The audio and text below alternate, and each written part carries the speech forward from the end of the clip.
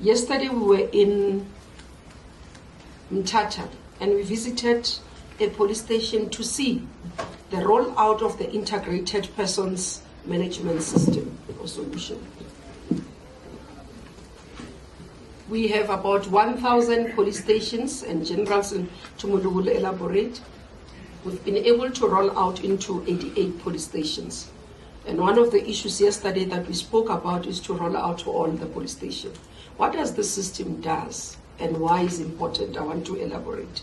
This is a system that would be able to ensure that everybody that comes to a police station, the fingerprints are taken. This will enhance this issue of those people that are needed, that are wanted, that sometimes we don't find. So because some of the people, you'd find that they are repeat offenders. Somebody has committed a crime in Gauteng, has run to Northern Cape. With this system, would be able to see and link all those cases across the country. So we've taken a decision yesterday that we will sit as the cluster on the 25th to look at how we roll out fast.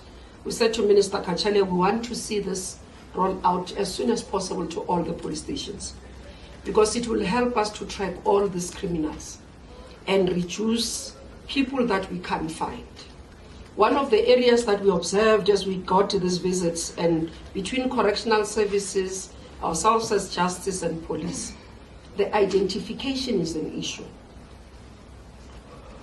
When you're dealing with criminal matters or offenders or criminals or suspects.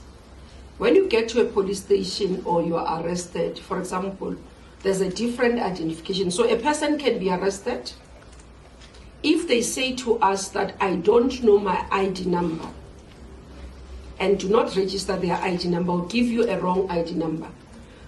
Police station can continue with the case without the ID number if the suspect is arrested. They go to court. Court gives a case number and the name and an identity number, sort of like a number that can be recognized. So even if there's no ID number, you are still able to process, because the agreement or the understanding is that you do process people who have ID numbers or not have ID numbers. And with our history where some of the population did not have identifications in the country, you couldn't leave them not to be processed because they don't have IDs or a form of identification, passport or anything. Now, part of the issue that we have identified is to close this gap. That we have to have a uniform identification within the JCPS process. So that number that is given, if the person does not have an ID, that given at the point of a police station, that's what justice must process, that's what Home Affairs then must link with the fingerprints, and we must have it at correctional service. So that we can be able to find these people who are repeat offenders, who are dangerous in our society, identified as high criminals.